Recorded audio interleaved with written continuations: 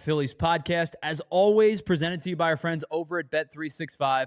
Whatever the moment, it's never ordinary at Bet365. Use that promo code now above my left shoulder today, and we'll tell you why it's above my left shoulder today in just a second. Promo code PHLY365. Deposit just $10, bet $5, and you'll win $150 back in bonus bets, whether your bet wins or loses. And the reason that little bug has been moved to this side is because on this side, it's rank week. Welcome into Rank Week here at PHLY. And if you're unfamiliar with Rank Week, if you haven't seen anything on Twitter or anything like that, we are going to be doing a week's long worth of rankings. And our ranking conversation this week is what if.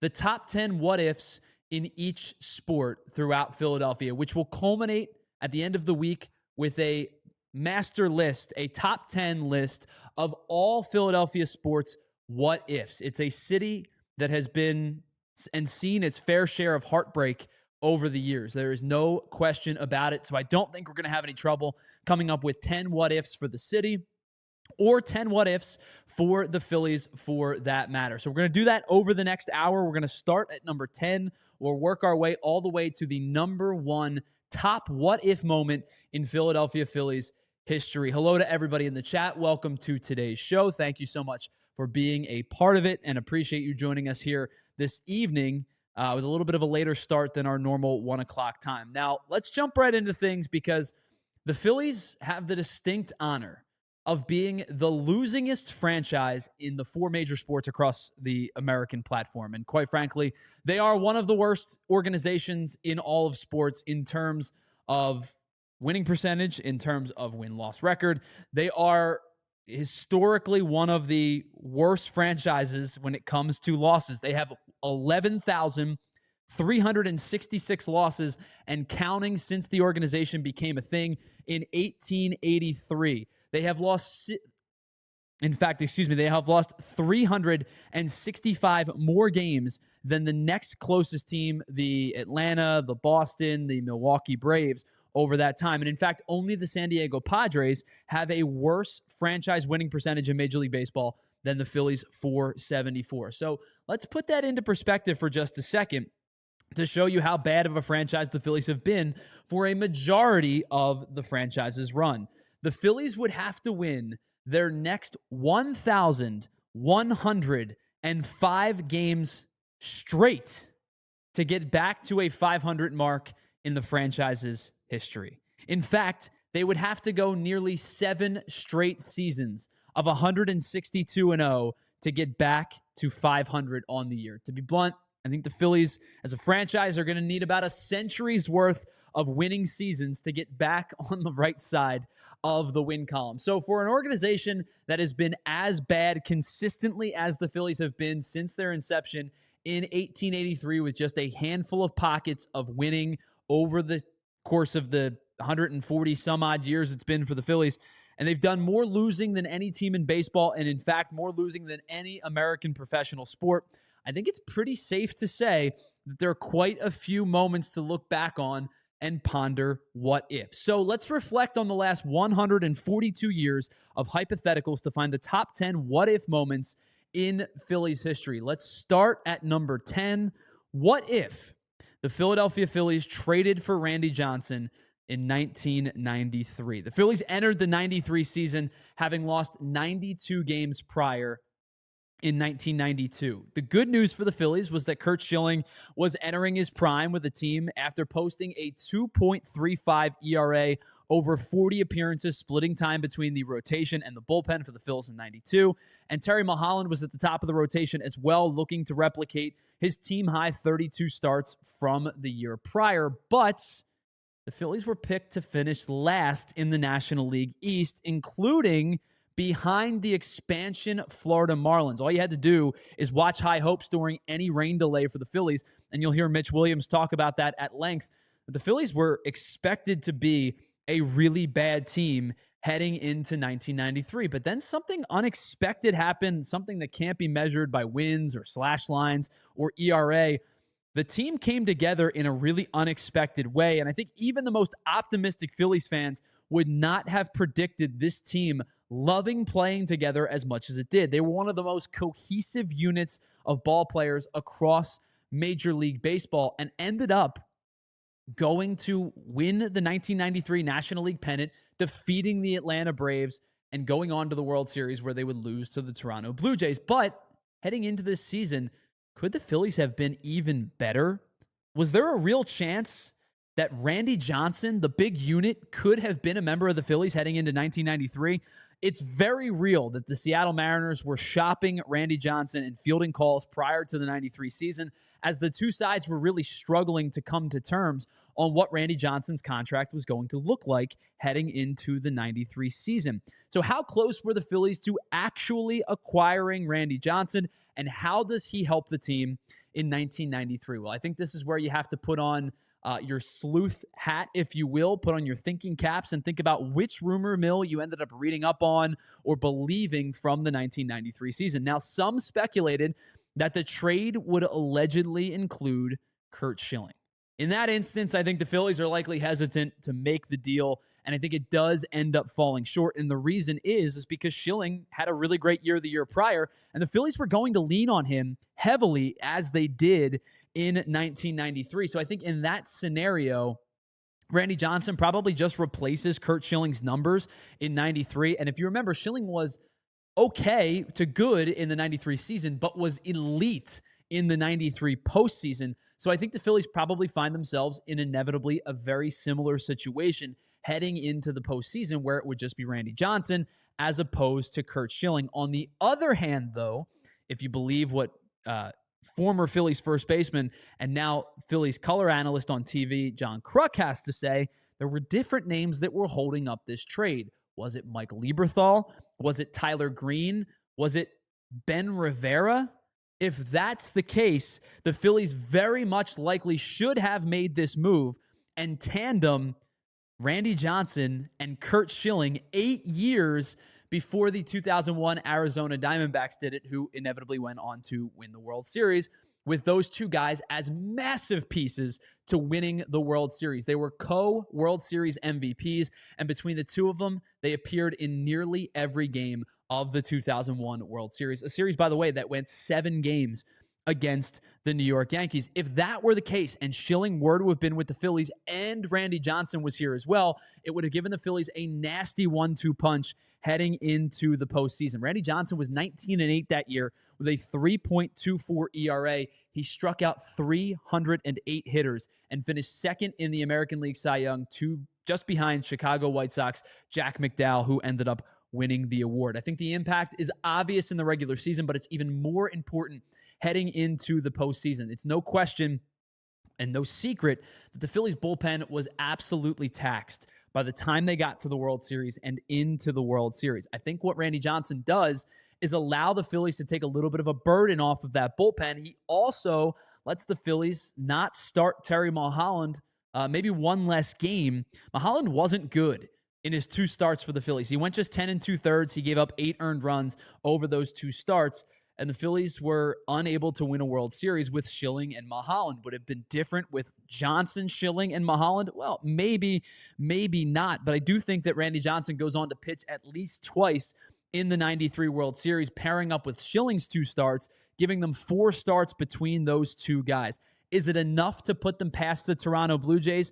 I think it would have certainly given the team an infusion of starting pitching that it desperately needed. If you asked me to answer that question, I would say still probably not, but it would have given the Phillies a much better chance in the 1993 World Series. Let's head on to the number 9 what if. What if the Kansas City Royals had selected Mike Schmidt instead of George Brett in the 1971 Major League Draft? In the spring of 1971, the Phillies and the Royals drafted in consecutive picks, both in the first round and in the second round. Now, their first round picks really never lived up to the hype for either team, but in the second round, it's where they would make their big swings. As with the 29th pick, the Kansas City Royals selected, at the time, shortstop, ended up going on to be a Hall of Fame third baseman, George Brett. With the exact next pick, the Phillies selected Mike Schmidt. Now, the two went on to produce Hall of Fame careers, and their two are just a handful of conversation pieces when you ask the question, who are the best third basemen of all time? I think you could probably pick 3 or 4 players, and Mike Schmidt ends up being the answer for a lot of people. George Brett is very much in the conversation. So let's take a look at their numbers to see what would have changed. Well, the first things first is both teams still would have ended up with a Hall of Fame player. It's actually one of those rare instances where two teams end up with a swap and they both end up still going on to be elite level players. Mike Schmidt played in 2,404 games. George Brett about 300 more than that. What did Mike Schmidt do well? We know he was a power bat.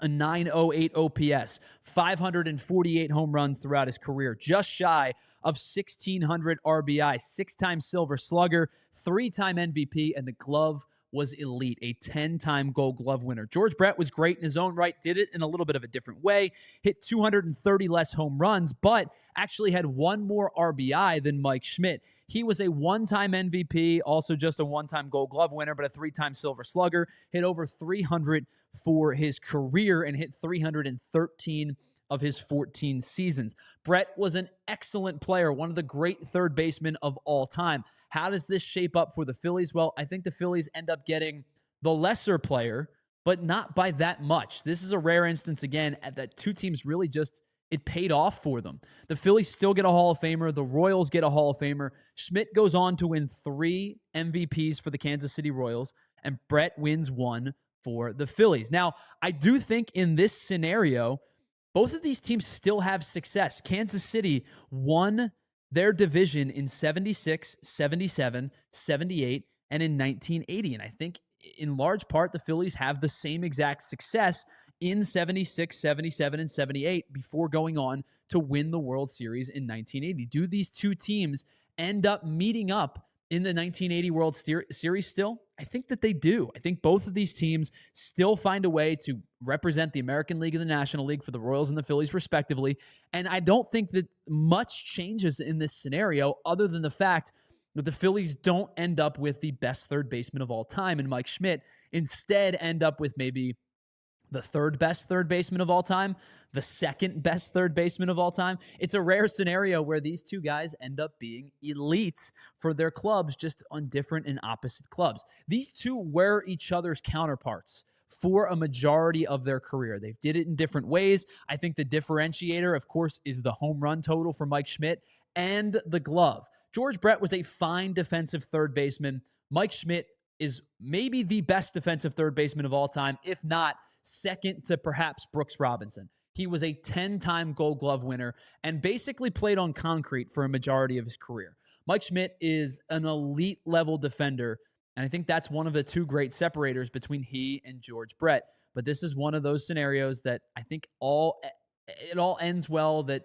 what's the saying? It is well that ends well, or whatever the saying is.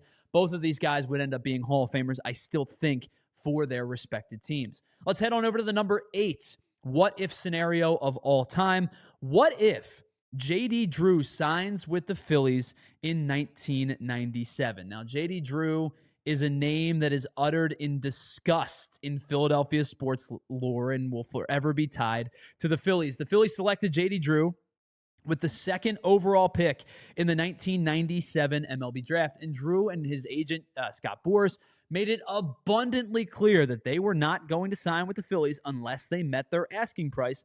And the Phillies, in turn, said, we are not matching that kind of money. So instead of signing with the Phillies, J.D. Drew ended up going and playing independent ball for a year, reclassifying into the 1998 MLB draft, and then being selected by the number 5 overall pick by the St. Louis Cardinals. But what would have happened if J.D. Drew signed with the Phillies and ended up being a member of the organization in 1997? Well, it's actually a very weird scenario that I had to do a lot of digging into finding out how this would have actually worked.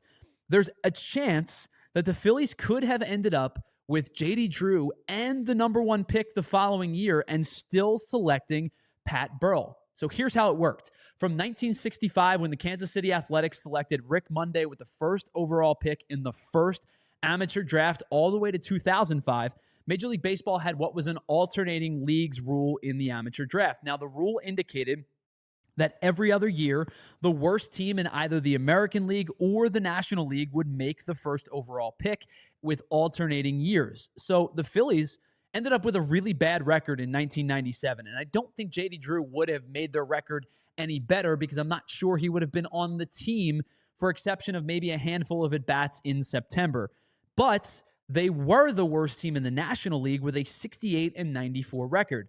The A's and the Royals both had worse records than the Phillies, but because it was the National League's turn to select number 1 overall, the selection was awarded to the Phillies. With an understanding that even with J.D. Drew, the Phillies probably still end up in this spot, the Phillies still have a chance to draft Pat Burrell with the number 1 overall pick in 1998. They would have then had 2 basically major league ready hitters within their organization. J.D. Drew made his debut in 98 for the Cardinals. Even though he only played just 14 games, he ended up being an everyday player for them in 1999. Now, Burrell, meanwhile, made his debut in the early portion of 2000 with the Phillies. So there is a scenario where both Pat Burrell and J.D. Drew are on the 2000 Phillies roster together. Now, in 2000, Pat Burrell played 111 games, 58 of which were at first base. I think there's a scenario in which the Phillies end up with J.D. Drew in left, have Bobby Abreu already cemented in right, and Pat Burrell has a chance to potentially grow as a major league first baseman. The other ripple effect that could be conceivable for the Phillies in this scenario is with J.D. Drew in the midst and about ready to make his debut for the Phillies, they instead turn away from Pat Burrell and get a pitcher who could have been the number 2 overall pick, Mark Mulder, who the Oakland Athletics took with the 2nd pick. Now, Mulder could have helped the Phillies' early 2000s starting rotation, including in 2001 when the Phillies did win 86 games, ended up falling short of the wild card because there was only one wild card at the time. But the Phillies had 4 starters who made 15 or more starts, each post an ERA of 4.16 or greater. So there is a scenario where the Phillies could have had both J.D. Drew and Pat Burrell, but there's also a scenario where the Phillies could have had J.D. Drew and Mark Mulder. Interesting to think, but the funny thing is the Phillies, even with or without J.D. Drew, still very likely would have had the number 1 overall pick in the 1998 draft. All right, let's pause for just a moment. On the other side, we'll get to our number 7 selection as we march our way towards the number 1 what-if selection in Philadelphia Phillies history. It's the PHLY Phillies podcast, and it's What If Week right here on PHLY. We'll be right back after this. Whatever the moment, it's never ordinary with Bet365, and find out why 90 million users worldwide have started to use Bet365. They offer early payout action across not just the NBA and the NHL, now the MLB as well. More on that in just a second. And Bet365 is the pioneers of live in-game betting. This MLB early payout offer is for you for the rest of the year. If your winner is up by 5 runs or more at any point, you'll get an instant payout on straight bets and parlay selections marked as winners. All you have to do is download the app and use code PHLY when you sign up. And new users get $150 back in bonus bets when you bet just $5, win or lose. So again, use the code PHLY365. Deposit just $10, bet your first $5, and you get $150 back in bonus bets, whether your bet wins or loses. And you can use those bonus bets on player props, spreads, totals, futures, and so much more. Find out why, no matter what the moment, it's never ordinary with our friends over at Bet365. Cherry Hill Mitsubishi. You can head on over to any bridge or head on over to Mitsubishi of cherryhill.com to get, cherryhillmitsubishi.com to get into your new car today. If you're looking for the most affordable 7-passenger SUV in America, cherryhillmitsubishi.com has you covered with the 2025 Outlander. Take advantage of their 0% for 60 months APR financing for Pennsylvania residents only, or take home a 2024 Mirage with payments starting as low as $55 a week with 0 down retail. Now, offer is not valid with trade-in. Offer is subject to credit approval by a third party. Not all applicants may qualify, but incredible offers from our friends over at Cherry Hill Mitsubishi. And combine that with the best warranty in the automotive business, 10 years, 100,000-mile powertrain, or 5 years, 60,000-mile bumper to bumper. Why settle for less when you could be on the hook for costly repairs down the road? Stop in today, tell them PHLY sent you, and receive a $100 restaurant.com gift card just for taking a test drive or completing a trade appraisal. I know people buy Mitsubishis elsewhere. I just don't know why. Drive home in your new Mitsubishi today, just minutes from all bridges, or available 24/7 at cherryhillmitsubishi.com. All right, welcome back to the PHLY What If Rank Week in the PHLY Phillies podcast. Again, brought to you by our friends over at Bet365. So our first three from number 10 to number 1, ranking down as we get closer and closer to number 1. Number 10, what if the Phillies traded for Randy Johnson in 1993? Number 9, what if the Phillies were to have drafted George Brett because the Royals, with the pick prior, had selected Mike Schmidt? And number 8, what if the Phillies and J.D. Drew had come to terms to a contract in 1997? All right, let's move on to the number 7, what if. This is one that I think hurts a lot of Phillies fans. What if Jerry Martin had replaced Greg Lazinski in the 1997 NLCS? The Phillies had just made the playoffs the year prior for the first time in 26 years and were swept out in 3 games.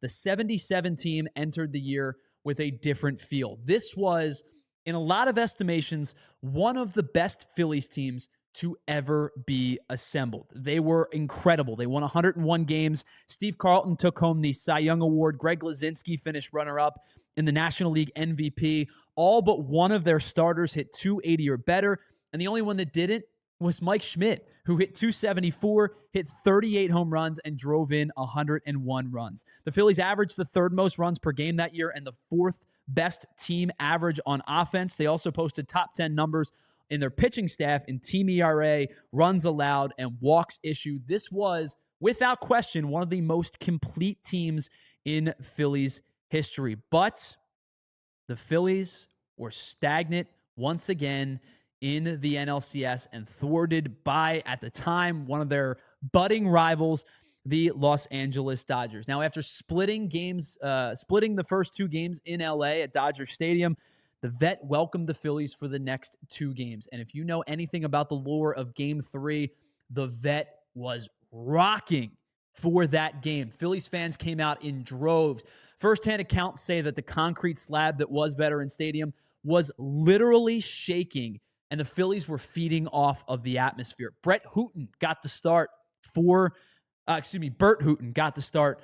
the Dodgers in Game 3, but was only able to go an inning and 2/3 because he walked 3 consecutive hitters with the bases loaded to give the Phillies a 3-2 lead. But later in the game was tied at 3. The Phils were able to scratch off 2 runs against Elias Sosa in the bottom of the 8th to take a 5-2 lead. It felt like the Phillies were going to take a 2-1 series lead. By the way, in a series that was only best of 5 at the time, we're going to have a commanding 2-1 lead, and all they had to do was get the final 3 outs in the top of the 9th to take a commanding 2-1 series lead. Oh yeah, with, by the way, Steve Carlton pitching Game 4, waiting in the wings. But for some inexplicable reason, Phillies manager Danny Ozark did not take Greg Lazinski out of the game for defensive purposes, a move that he had made countless times throughout the season in exchange for Jerry Martin, who remained on the bench. And as baseball fate tends to have it, the ball found Greg Lazinski in the 9th. He misplayed a fly ball in the outfield and ended up overthrowing second base, which not only allowed a run to score on the play, but runners to advance. The next batter was Davey Lopes. Yes, that Davey Lopes of Phillies first base coach fame. He ended up hitting a grounder to Mike Schmidt at 3rd. Kicked off of Mike Schmidt. Larry Bowa scooped it up, fired to first. Bang, bang play. Davey Lopes called safe. Now, with the benefit of hindsight and the benefit of replay, maybe Davey Lopes, that play would have been overturned and the inning could have been over. But back in 1977, the rule of the land was the umpire's call was infallible. And so Davey Lopes was ruled safe. The next batter, Davey Lopes ended up getting to second on a wild pickoff attempt from Gene Garver. He scores on a base hit just a few pitches later, and the Dodgers would go on to win Game 3. They would then, I think, take a crushed Phillies soul and win Game 4 and take the series 3-1. So what happens if Jerry Martin, much like he had been inputted into the lineup defensively many times by Danny Ozark over the years, what would happen if he would have been in left field? Well, first and foremost, I think he makes the play, and that's an out right there. But if the Phillies go on to win the game, they go up in the series 2-1 with a clinching chance the following night. And again, as I mentioned, with Steve Carlton on the mound without the pressures of being down 2-1, the likely chance Steve Carlton maybe closes things out in Game 4, and the Phillies go on to win the series 3-1 themselves. But even if they lose Game 4, they still have a chance at winning a decisive Game 5. I truly believe that the Phillies do not lose back-to-back games with a 2-1 series lead in 1977, and they would have gone on to play the Yankees in the World Series in 77. Now, of all the Phillies teams that have fallen short in the postseason, more to come in just a little bit. I think if you asked Phillies fans which of the teams that did not make the World Series would have won the World Series had they've gotten there, I think a lot of Phillies fans, especially of an older generation, will immediately tell you it's the 1977 Phillies. And for good reason. This was an elite team with an elite pitching staff, especially headlined by Steve Carlton and Mike Schmidt and Greg Lazinski at the middle of the lineup with Larry Bowa at the top. This was a really good Phillies team. I don't think they would have been denied the 77 World Series. I do think if Jerry Martin is put into the game in 1977, the Phillies win their first World Series 3 years before they inevitably ended up winning their first one in real life in 1980. And the Phillies would have won 2 World Series in the span of 4 years. So number 7, what if Jerry Martin had been inserted in the lineup for defensive purposes in Game 3 of the 77 NLCS? Number 6, what if Zack Wheeler never signed with the Philadelphia Phillies? In 2020, prior to the 2020 season, Zack Wheeler signed a 5-year, $118 million deal with the Phillies, and I think we've talked about this a ton on the PHLY Phillies podcast. It was a sizable move at the time for a guy who was, I think, good, but maybe not great for the Mets. He had battled injuries and inconsistencies over his time with the Mets. I don't think anybody could have predicted the player the Phillies were getting when they signed Zack Wheeler in 2020. Since joining the team in 2020, Zack Wheeler has been the model of consistency and I think has claimed to being named the best starting pitcher in baseball since joining the Phillies over the last 6 seasons. In fact, in his time with the Phillies, Wheeler has the second most wins in Major League Baseball behind just Houston Astros' Framber Valdez.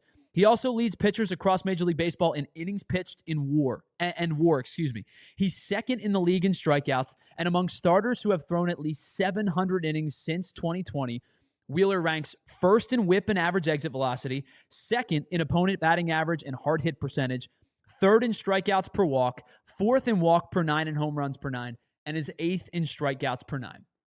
To say that Zack Wheeler has been utterly dominant since joining the Phillies might be an understatement. He's been that good. And we have said, I think of the 3 or 4 names you can suggest are amongst the best pitchers in Major League Baseball since 2020, Zack Wheeler may stand alone at this point after Garrett Cole has suffered injuries, Corbin Burns has suffered injuries, and some of the young guys haven't been around long enough to stake their name to that claim. So what happens if the Phillies don't sign Zack Wheeler? If he remains a Met or signs elsewhere, what happens to the Phillies in the last 6 years?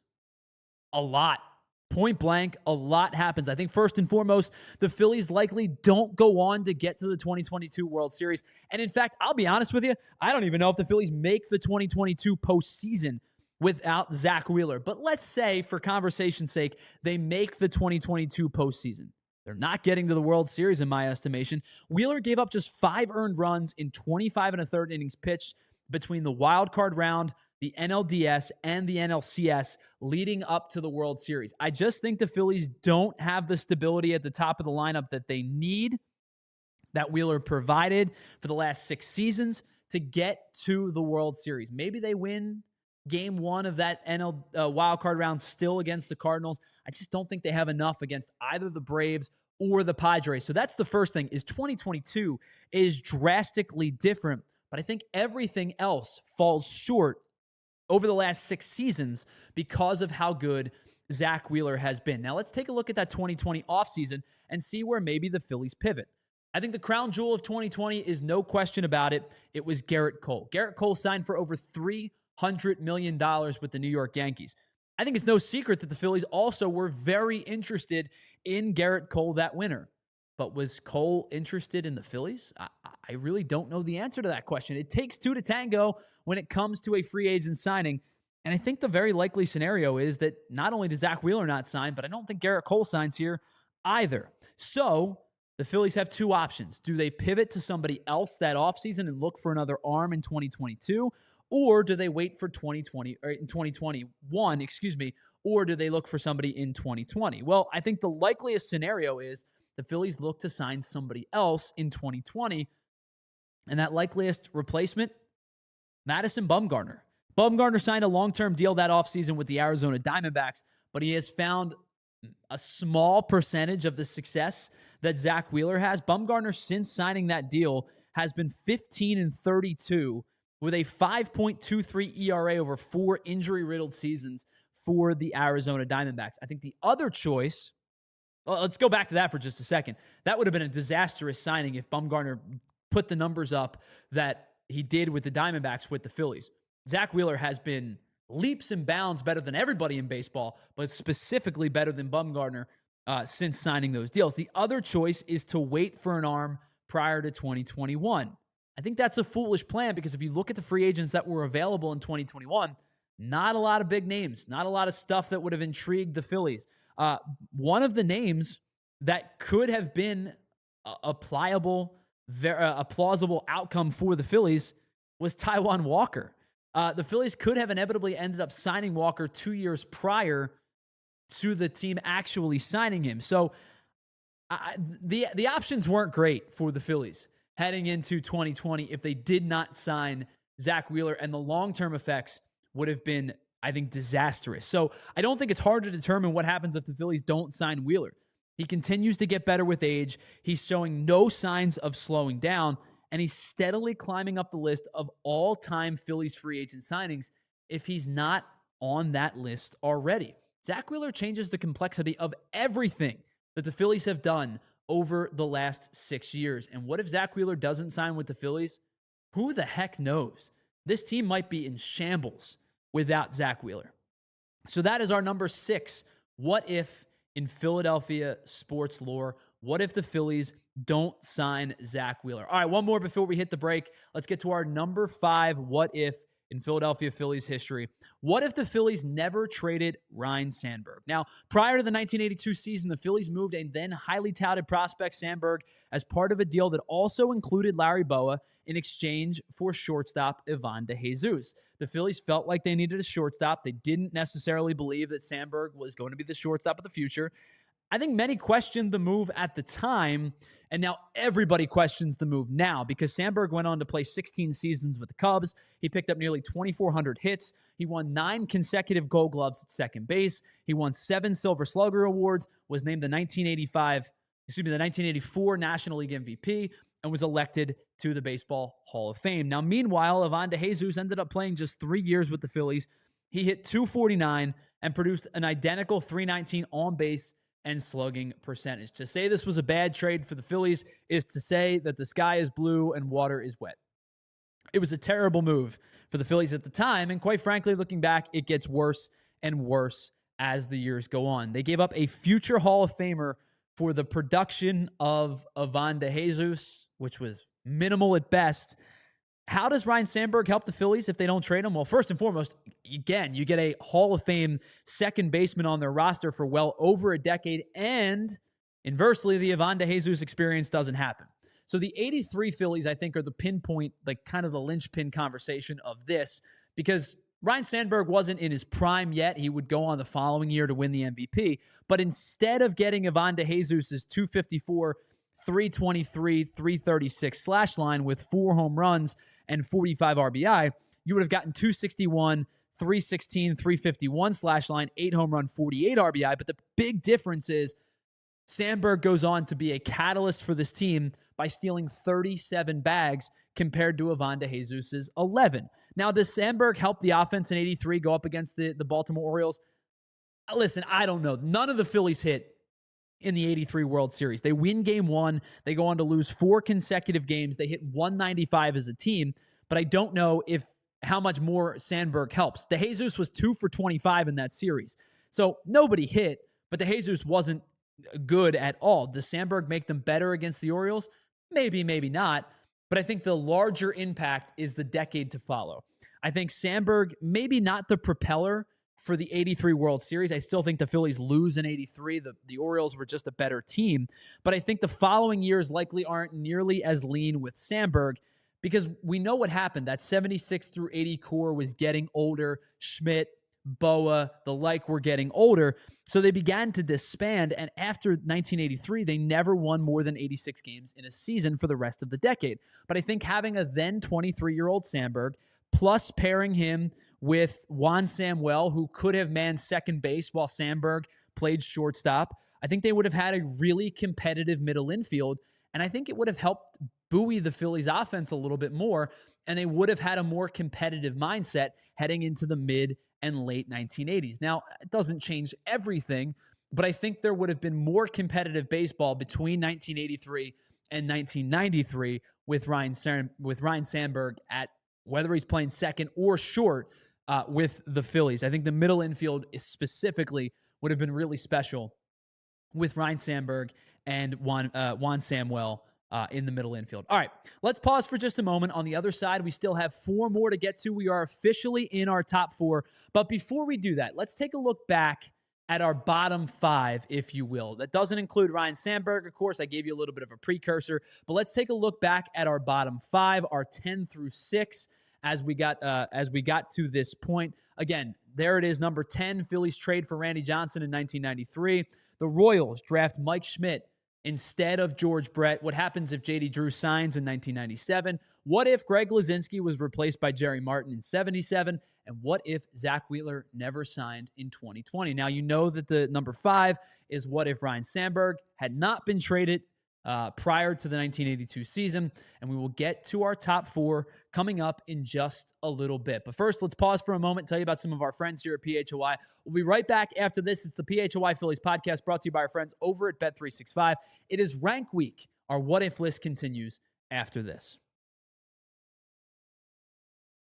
All right, let me tell you about our friends over at Empire today, because if you're looking for new flooring, you want to head on over to the trusted experts with the trusted professionals who will walk you through every step of the process. We've all been to the big box stores where you're trying to figure out things. You wander the aisles aimlessly. Somehow you end up moving the material home yourself. You have to look for an installer. You got to coordinate everything yourself.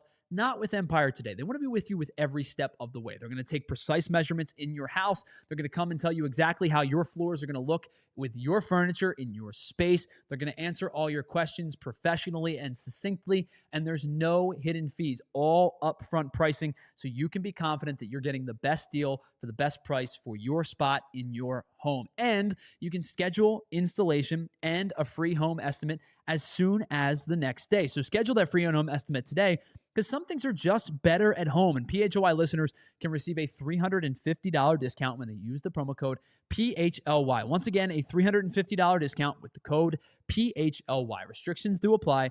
Visit empiretoday.com/PHLY for full details. Oh, Tyler, I walked into my garage yesterday and it felt like a sauna. Dude, I got to tell you, even for somebody who loves summer, it's getting a little ridiculous out there. Dude, I know. So, I got 10 bags of ice, and I was going to make an ice bath because, the healing properties and all that stuff, and just to beat the heat. But when I went to go make the ice bath outside, all the bags of ice melted. Andrew, why didn't you just, turn on your AC? Because I'm trying to be energy efficient, Tyler. All right, listen. Instead of trying to go through your new skincare routine, all you have to do is check out Pico's energy-saving rebates. They've got all of the deals on Energy Star cooling equipment that actually work and cut your bill. Wait. So no more ice? No, unless you're trying to do a polar plunge, you're good. Now that's what's up. Just head on over to pico.com/ways to save. They've got tips for everything. Heating, cooling, lighting, you name it. What's up, my friends? Welcome back to the PHLY Phillies podcast brought to you by Bet365. Hello to everybody in the chat. Thanks for hanging out with us with our first official episode of PHLY Ranks. Our What If week continues. Just 4 what ifs remain for the Philadelphia Phillies franchise. Let's jump right back into it.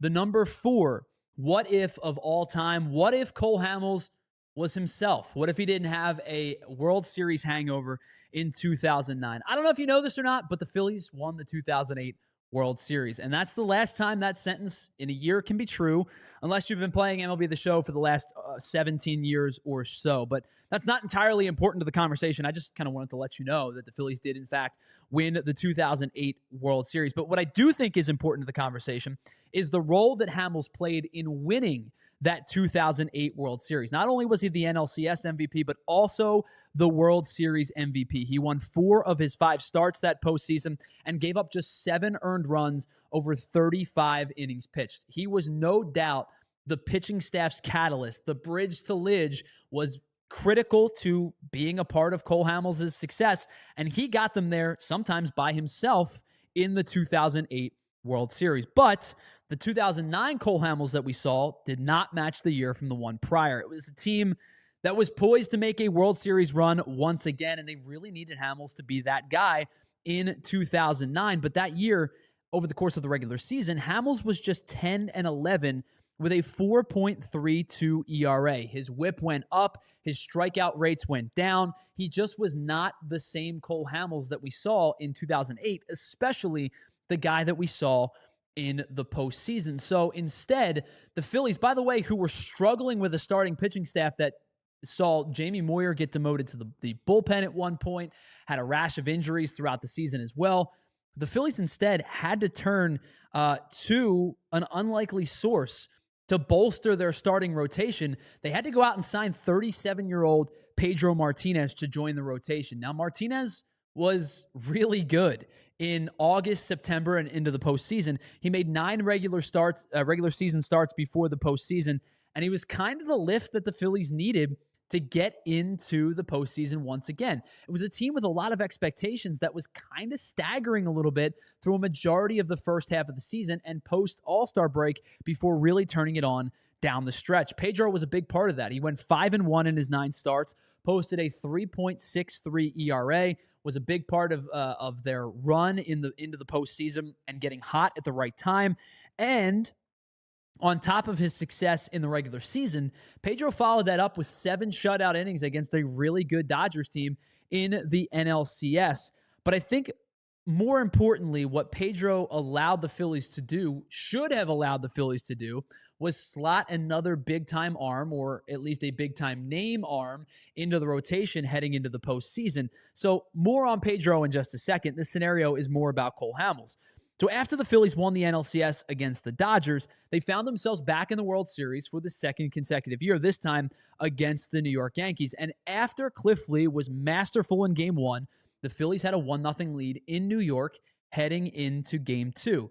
This is the part where if Cole Hamels was the Cole Hamels of the previous year, Cole Hamels would have started Game 2. It would have allowed him to start Game 2, start Pedro Martinez in Game 3, and I think the ripple effect of that is Pedro doesn't have to pitch at Yankee Stadium, a place where, if you're familiar with Pedro and Yankees lore, he basically said, I got to tip my cap to the Yankees and call them daddy a few years before. So if Pedro would have been able to pitch at Citizens Bank Park as opposed to Yankee Stadium, I would have felt a lot more comfortable. I think a lot of us would have felt more comfortable with the trajectory of the series. Now, Pedro was actually pretty good in Game 2. It was Cole Hamels in Game 3 at Citizens Bank Park that wasn't good. But if you could flip the two with a good Hamels and Pedro pitching Game 3, I think you might have put a lot of pressure on the Yankees, because a stronger Cole Hamels gives the Phillies a chance to leave New York up 2-0 and maybe be up 3-0 if Pedro pitches well. But the likeliest scenario is even going into Game 4 with a 2-1 series lead. They go up into Game 4 with 4 and 5 at home, and the pressure starts to shift to the Yankees instead. Now, nobody could have predicted Brad Lidge blowing Game 4 and blowing the save to the Yankees. I think still, even with the worst case scenario, the Phillies are tied 2-2 heading into Game 5 with Game 5 at Citizens Bank Park. I think if the Phillies have a good Cole Hamels, they have a really good shot of winning the 2009 World Series. The offense wasn't particularly good, especially against Pettit and against Sabathia. And in that series, and Burnett, the Yankees only used 3 starters in that series, and the Phillies weren't good against any of them. But they only hit 229 as a team. So do the Phillies still actually win the World Series in 2009 with a good Cole Hamels? I think there's a good chance. But I think if you're asking me compare 77 and even 93, but I think probably more so 2009. If you're asking me pick one, who do I think has the better chance, 77 or 2009? I think I would lean 77. But with a good Cole Hamels, he puts pressure on the Yankees, even with the Phillies offense not being as good as it was in 2008, just hitting 229 as a team, as we said, and the bullpen not being as good in 2009. I think Hamels changes the dynamic of everything. The Phillies have a really good chance to win the 2009 World Series. All right, number 3, what if? What if the Phillies don't collapse in 1964? Listen, to a 31-year-old who's hosting this show, the 1964 team are just another piece in the lore of bad stories about the Phillies with good teams that finish short. But I think to an older generation, the 64 Phillies are the biggest heartbreak of their sports fandom. Heading into September, everything was going the Phillies' way. The Phillies had gotten a perfect game from Jim Bunning on Father's Day. The team was 5.5 games ahead of the Cincinnati Reds for the National League pennant. Life was good for the Phils in 64 until it wasn't. They ended up losing 19 games in September, including 10 consecutive losses from September 21st to September 30th as they watched their lead in the National League slip and slip and slip away. And not only did the Phillies end up falling behind the eventual National League winner, the St. Louis Cardinals, but they ended up drawing even with the Cincinnati Reds and finishing tied for second in the National League with 92 wins. And remember, this was at a time there was no wild card, there was no DS, there was no CS. If you won the pennant, you went to the World Series. That's all the Phillies were looking ahead at themselves, was going to the 1964 World Series. Now, instead, the St. Louis Cardinals ended up going to the 1964 World Series and defeating the New York Yankees in 7 games. So let's turn the table and assume the Phillies didn't collapse in 64. Let's say they held on enough to win the National League pennant in 1964. They go on to play the Yankees in the World Series. They go on to the World Series for the first time since 1950, when, in fact, they did, play the Yankees in 1950 as well. Would have ended up being, now with hindsight, of course, the 3rd time the Phillies played the Yankees in the World Series. The Phillies had a slightly worse offense than the Cardinals in 64, but a slightly better team ERA with their pitching staff. The Phillies had Jim Bunning. The Cardinals had Bob Gibson. Now, not 1968 Bob Gibson, who maybe put together the best starting pitching season in the history of baseball, but a pretty darn good Bob Gibson nonetheless. Do the Phillies go on to have the same success that the Cardinals have in the Fall Classic of 1964? I think the answer to that question, unfortunately, is no. I think the 64 Yankees would have won the World Series against the Phillies and beaten them in the Fall Classic. Listen, I think the 64 Phillies outplayed their skill set. They were a scrappy team who had a couple of really, really good players, were headlined by Jim Bunning and Dick Allen. They were a very good top-of-the-line team, with top talent, but I don't think it was an overall great team. I think it was a good team who were managed really, really well. I think managerial decisions helped this team for a long stretch of the season and then perhaps hurt them because basically 2 guys were pitching every other day to get into the postseason. But I just think the Phillies were not quite as good as what they were masquerading as in the early portions of the season. And I do think late in the year they were faltering a little bit. I think the Yankees go on to win the 1964 World Series. Because if you look at the rest of the timeline for the Phillies, in 65, they won 85 games. In 66, they won 87 games, but they were really never in contention for most of the year. So I don't think there's actually much fallout here. It feels more like a lightning in a bottle type of scenario. The Phillies end up falling to 0-3 in the World Series if they get to the 64 World Series, losing in 1915, 1950, and then again in 64.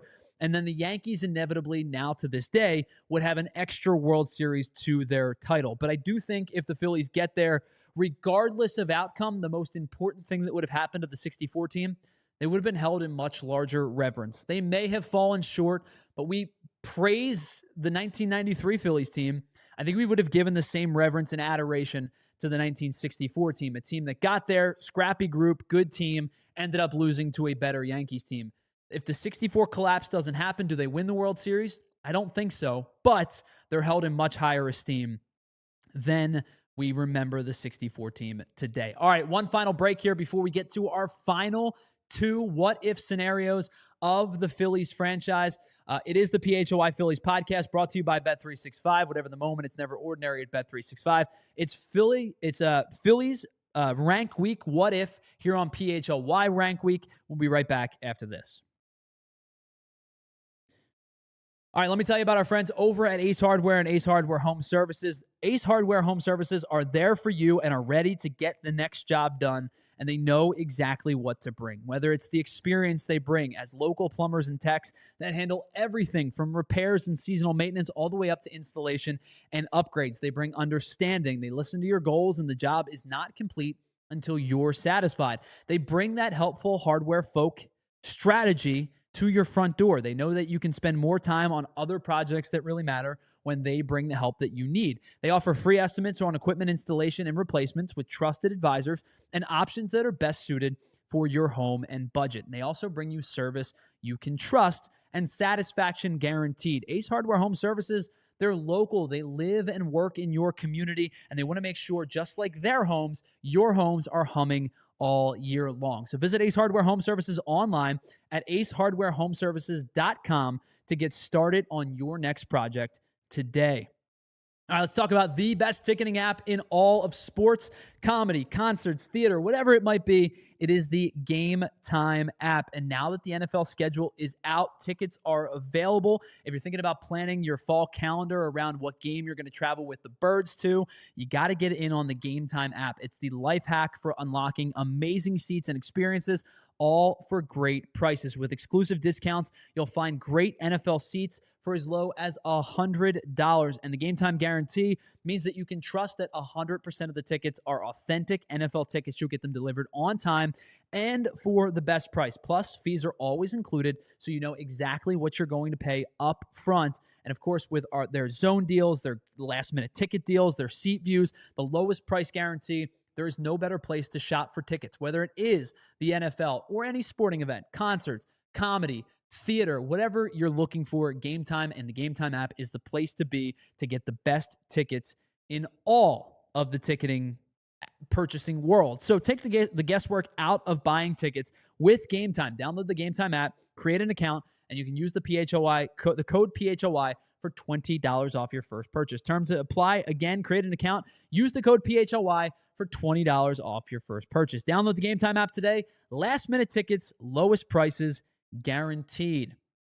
2 to go here on the What If PHLY Ranks Week on the PHLY Phillies podcast. Big thanks to Andrew Frazier for producing today's show. Thank you to everybody who's been here for today's festivities as well. We have unveiled the 10 through 3 selections, our final 2 what if scenarios for the Philadelphia Phillies franchise. Number 2, what if the Phillies didn't trade Cliff Lee in the 2009 offseason? On December 16th, 2009, the Phillies kind of shocked the world by acquiring Roy Halladay from the Toronto Blue Jays in exchange for 3 prospects, including Kyle Drabek and some others.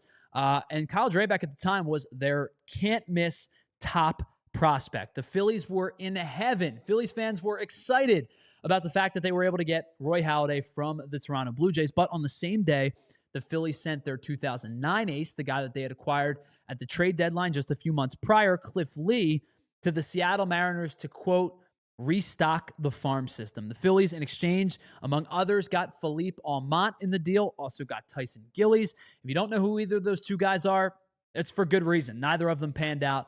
JC Ramirez was the third. It wasn't a particularly good trade for the Phillies, but they were kind of insisted upon to restock the farm system.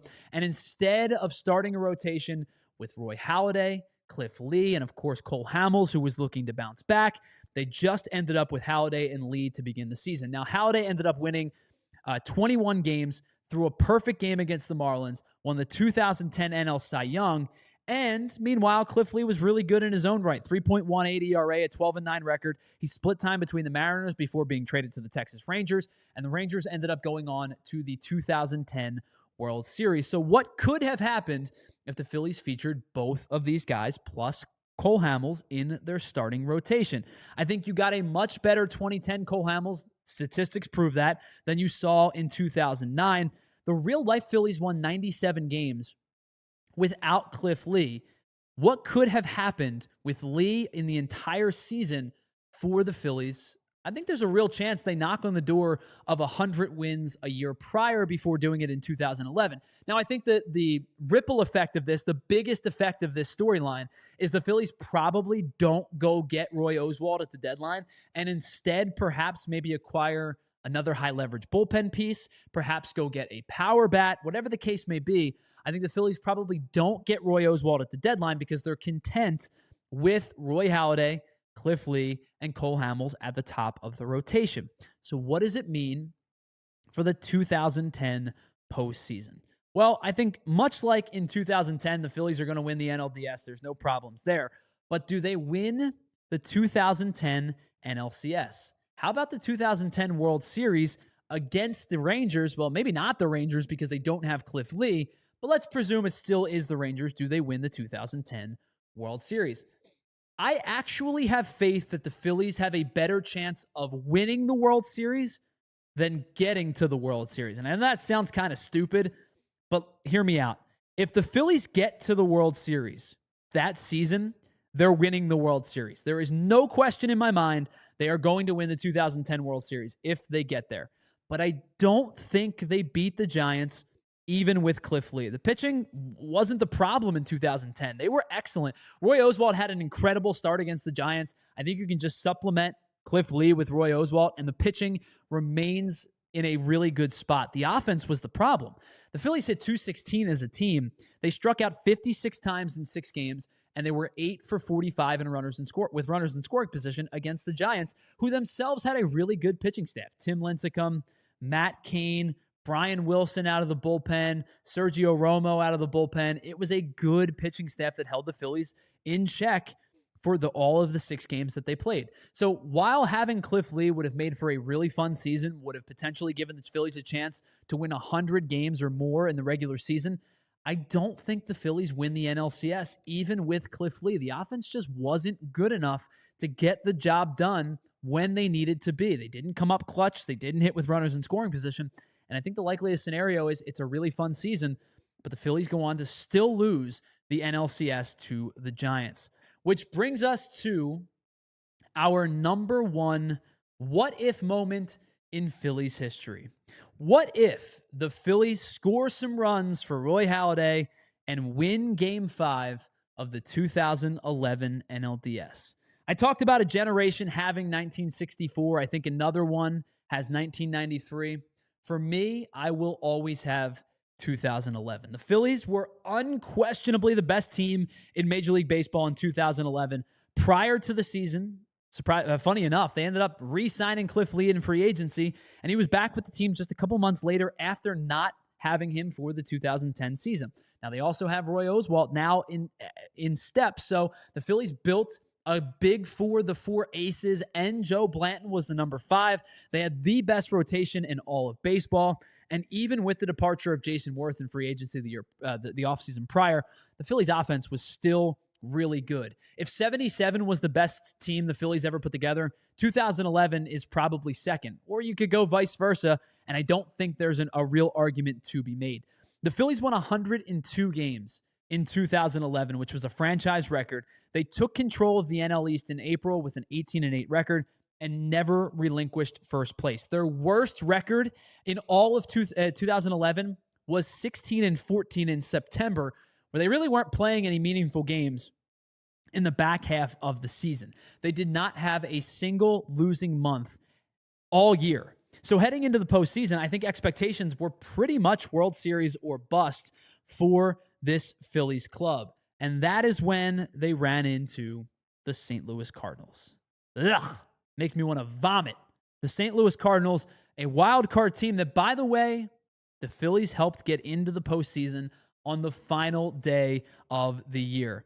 The Cardinals themselves had an 18-8 record in September, a really good September, and got some help from the Phillies, who beat the Braves, a team that the Cardinals needed to lose to get in Game 162 to vault St. Louis into that wild card spot into the postseason. Now let's talk about the DS. Game 1 went exactly according to plan. Doc ended up actually giving up 3 runs in the first inning, but he settled down nicely. Phillies put up an 11 spot on the Cardinals, and it was a walk-away 11-6 win. No big deal, right? The Phillies go on to win Game 1, have a chance to really get a grip on the series with Cliff on the mound for Game 2. The Phillies spotted Cliff 4 runs in the first 2 innings, but the Cardinals chipped away and chipped away and chipped away. They got 3 in the 4th, 1 in the 6th, 1 in the 7th, and snatched Game 2 and home field advantage away from the Phillies. I was in the second to last row, up the third baseline, probably about 3 or 4 sections behind home plate, kind of up, down, up left field. And I can promise you, my dad and I, in the freezing cold, because it was miserable up there, looked at each other and with blank expressions, had no idea how Cliff Lee and the Phillies blew Game 2. So they go back to St. Louis, tied at 1. For the next 2 games, they split Games 3 and 4, and that is where the winner-take-all decisive Game 5 came into play. It was Roy Halladay versus Chris Carpenter, and the 2 veterans, the former teammates, best friends off the field, were able to toe the slab against each other, went eye to eye, pitch for pitch. This was, if you like pitchers' duels, you loved this game. Let's set the scene. Top of the first, Citizens Bank Park waving their rally towels. The place is rocking, and Rafael Furcal hits a leadoff triple to open the ballgame. Skip Schumacher, a couple of pitches later, drives him in. That's the only run that the Cardinals were to get in the first inning. That's the only run the Cardinals were to get in the game. That is the only run to be scored in the game, period. That's it. Chris Carpenter tossed a 3-hit complete game shutout and propelled the Cardinals to the NLCS and eventually a World Series appearance. So, what if the Phillies had scored some runs against Chris Carpenter before the 9th inning? I'm not talking about the ball that Raul Ibanez almost put out. I'm not talking about the ball that Chase Utley put to the wall. I'm talking about what would have happened if the Phillies would have scratched out 2 runs and won this game before the 9th inning. I think the first effect, and almost assuredly the biggest reversal of fortunes, isn't even the outcome of the game. It's the health of Ryan Howard. Ryan Howard was the final out in the 2011 NLDS, and he wouldn't have had to hit if the Phillies would have had the lead after 8 innings and shut things down in the 9th. Howard never comes to the plate in the bottom of the 9th. He remains healthy for the rest of 2011. Who knows what his career looks like without the torn Achilles? The second, of course, is the outcome of the game. The Phillies would have gone on to play the Milwaukee Brewers in the NLCS, who the Cardinals themselves beat 4-2. Now, the Phillies were only 4-3 against the Brewers in the regular season, but 2 of those 3 losses came in April. They swept out Milwaukee in September. The Brewers scored 26 runs against Cardinals pitching in 7 games. I don't even know if they would have gotten that many against the Phillies starting pitching and the Phillies pitching staff. Meanwhile, the Cardinals, despite the fact that the series went 7 games, had a plus 20 run differential and scored 46 runs on the Brewers in 7 games. Even if the Phillies get a portion of that, I think the Phillies go on to win the NLCS and beat Milwaukee in the NLCS. Now, do the Phillies beat the Texas Rangers without Cliff Lee? Without, or I guess it wouldn't have mattered, but Cliff Lee was a Philly that year anyway. Do the Phillies beat the Texas Rangers in the 2011 World Series? Yep, they certainly do. That was a really good Texas team. There's no question about it. But I firmly believe the Phillies not only would have had a really good chance to beat the Texas Rangers in 2011, I think they would have beaten the Rangers. They would have been favorites heading into the series. Texas's staff posted a 4.65 ERA against the Cardinals in 7 games that World Series. The Cardinals needed some magic to win Game 6. They ended up winning Game 7. David Freese was the walk-off hero. But I think the Phillies could have even done close to equal damage. I don't think Texas, even with the offense that they had, and it was a really good team that year, I don't think the Rangers pitching staff has the ability to keep up with the Phillies staff, which quells the Rangers offense for most of the series. So do the Phillies win the 2011 World Series if they beat the Cardinals in the NLCS? What if? I think what if the answer is, yeah, they do. I think there's a very real chance the Phillies, as a franchise, should have 3 World Series.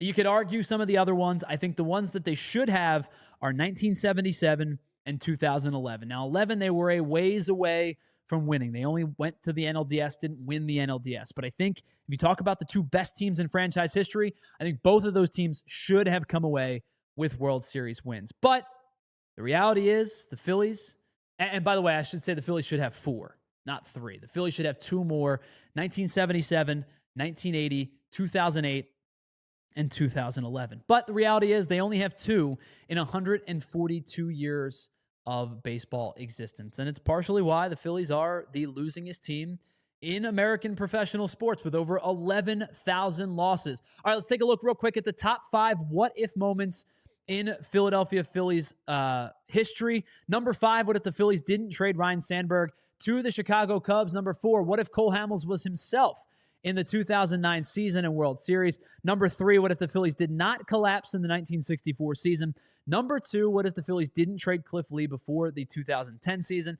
And number 1, 1-0. What if the Phillies didn't lose to the Cardinals 1-0 in the 2011 NLDS? And there you have it. That's our top 10 what-if moments in Philadelphia Phillies history. Thank you so much for hanging out with us. If you liked what you saw, please leave a like and a comment down below. What is your biggest what-if moment in Phillies history? And what did we omit? What should have made the top 10 that didn't, that you believe is a top 10 what-if moment in Phillies history? A big thank you to Andrew Fraser for producing today's show.